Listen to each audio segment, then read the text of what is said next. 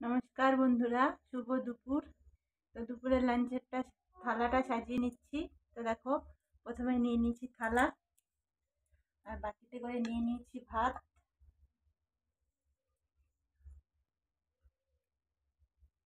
নিয়ে নিয়েছি একটা পেঁয়াজ, লঙ্কা, একটা লেবু, স্যালাডে শসা নিয়ে নিয়েছি, শসাটা লম্বা করেই কেটে নিয়েছি,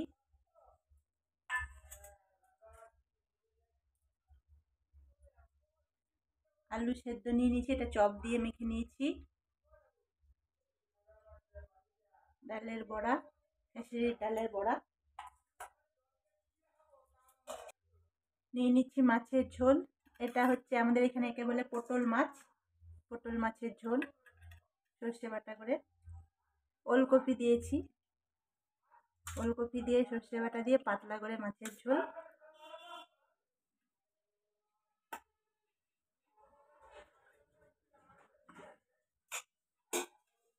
তো থালাটা কেমন সাজিয়েছি সকলে জানাবে, আর ভিডিওটা সবাই দেখো, আর ভিডিওগুলো কেমন লাগছে কমেন্টসে জানাবে।